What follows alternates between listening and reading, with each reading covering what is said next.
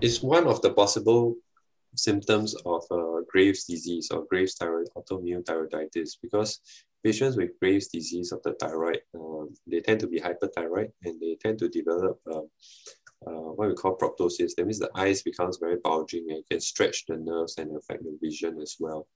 But if you don't have that kind of, very bulging eyes, and the eyes that's like almost popping out kind of thing, and you don't have any symptoms of hyperthyroidism, meaning that the hormone levels are very high, then it's very unlikely that this is due to thyroid disease.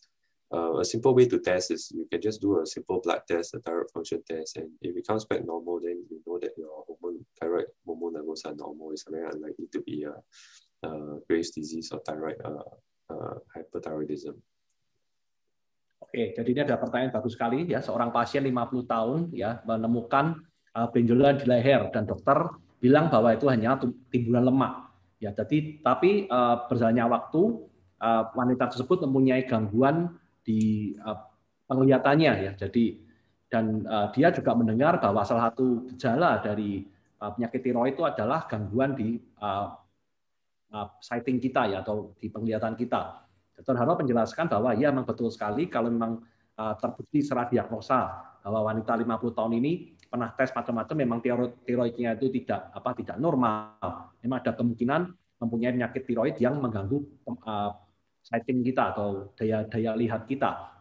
Tetapi yang paling penting adalah kita pastikan dulu sebenarnya dia punya level tiroid itu berapa. Apakah sudah pernah ke lab dicek dulu. Kalau sudah pernah dicek, semua hasilnya baik dan lain sebagainya, berarti mungkin gangguan dari matanya itu tidak dari tiroid. Tapi yang pasti, yang satu hal dilakukan adalah dilakukan tes lebih lanjut tentang tiroidnya ini. Apakah tiroidnya itu kondisinya normal atau tidak. Kalau normal ya berarti kita cek yang lain, mungkin mata.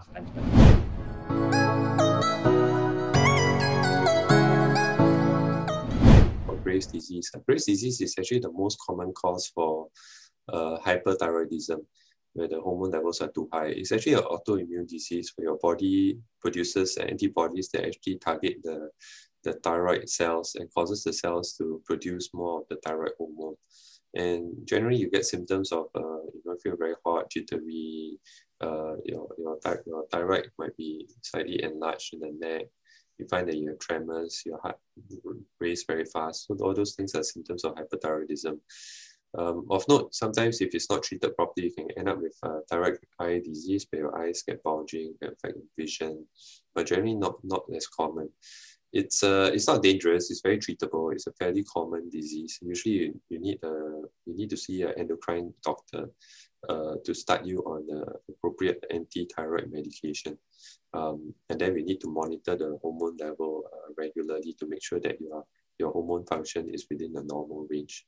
So only in the situation where even with the medication and then the hormone level cannot be controlled, then you will consider other things like radioiodine or surgery. Okay. But overall, no, it's not dangerous. Yeah. Oke, jadi ada pertanyaan ini, apakah itu kondisi penyakit Graves? Ya, apakah ini berbahaya dan bagaimana pengobatannya?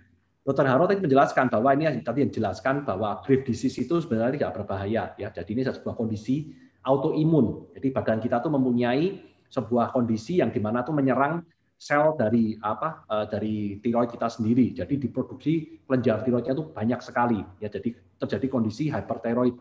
Jadi apakah ini berbahaya? Sebenarnya tidak, tetapi ada beberapa hal yang timbul dari hyperthyroid. Misalnya kita jadi berdebar-debar, jantung kita berdetak cepat sekali, tangan kita agak bergetar, dan tadi juga adanya di matanya agak kenceng gitu kan, agak menonjol ya, dan juga merasa mungkin penglihatannya sedikit berkurang seperti itu. Jadi apakah ini berbahaya? Sebenarnya tidak, dan sebenarnya bisa diobati dengan mudah. Langkah pertama yang dilakukan adalah mencari dokter endokrin ya atau spesialis kelenjar, minum obat dan biasanya sembuh.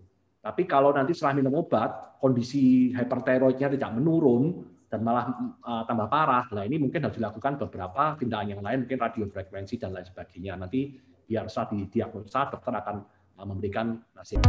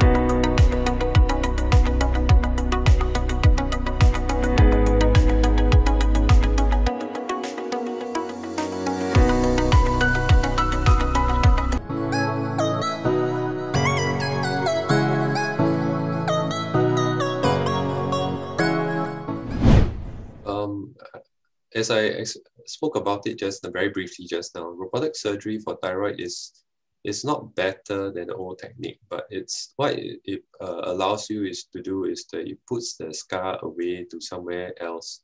So for a robot, usually we operate and make the incision in the armpit area so that there's no incision in the neck. So in terms of better or not, in terms of safety profile, is the same. That means the risk of injury to the nerve, the risk of injury to the vessels and all that is the same as per the open hole technique. The only benefit is that you avoid having a scar in the neck. It costs about probably at least 3 times more than a normal thyroid surgery because the robot is very expensive and the consumables for the robotic surgery is very expensive. So any kind of thyroid tumors, or even you can remove half the thyroid or the whole thyroid using a robotic surgery. Is no issues either way. But in terms of is it better, depends on what you mean by better. But if you ask whether is it safer or not, then it's just as safe as the old technique. The only benefit is that you don't have a scar in the neck. That's all. Oke. Mungkin sebelum saya terjemahkan, saya mengingatkan mungkin pertanyaan kita jawab 2-3 pertanyaan terakhir ya, because Dr. Harold timing is up ya, so we will get another 2 last question for this. Oke. Jadi ini ada pertanyaan, Dr. Harold menjelaskan bahwa robotic surgery buat tiroid, apakah itu hal yang lebih bagus atau lebih efektif dibanding cara yang lama dengan operasi? Bagaimana dengan biayanya dan kasus apa yang harusnya dilakukan dengan robotic surgery? Dr. Harold menjelaskan bahwa robotic surgery seperti dijelaskan tadi sebenarnya sama operasi yang biasa itu hampir sama ya. Jadi kalau kita ngomong dari safety-nya sama ya. Jadi kemungkinannya kena saraf dan lain sebagainya resikonya tetap sama, cuma memang lebih rendah. Nah, tapi kalau kita ngomong dari kosmetik, bahwa robotic surgery ini akan membantu banyak seorang pasien untuk bisa mempunyai kosmetik lebih baik karena tidak akan ada bekas sayatan di leher dan lain sebagainya. Karena robot ini akan masuk dari bawah ketiak, dari bawah ketiak masuk, jadi kosmetiknya jauh lebih baik. Tapi kalau ngomong safety-nya kurang lebih sama. Nah, ngomong biayanya memang jauh lebih tinggi ya, sekitar 2-3 kali lipat dibanding ongkos operasi yang sama. Jadi hanya kasusnya apa saja, robotic surgery bisa operasi setengah dari tiroid atau seluruh tiroid yang masalah. Jadi no, it's not true that Hashimoto usually has bad posture.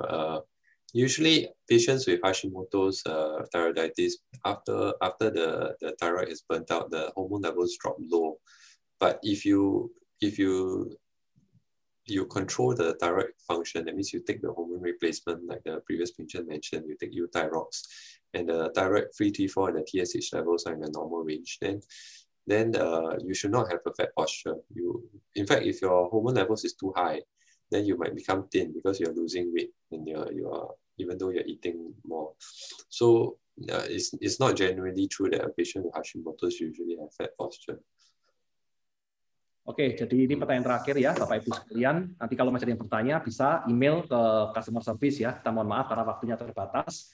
Bisa terjemahkan, pertanyaan luar biasa sekali ya. Seorang pasien Hashimoto adalah dia mempunyai pikiran bahwa harus berbadan gemuk. Ya, kalau dia berbadan kurus, apakah ada kelainan yang lain ya? Jadi Dr. Harold menjelaskan bahwa tidak selamanya orang dengan sakit Hashimoto ya atau hyperthyroid ini mempunyai badan yang gemuk ya. Jadi kalau kita cek TS4-nya, TS4-nya dan TSH-nya itu normal, ya berarti biasanya tuh memang ya baik kondisinya, tapi tidak harus gemuk atau kurus ya. Ini hal yang berbeda sekali. Jadi tidak selamanya orang dengan Hashimoto itu badannya harus gemuk. Jadi kalau memang lab-nya normal ya normal, nggak ada masalah yang lain. Jangan lupa like dan subscribe.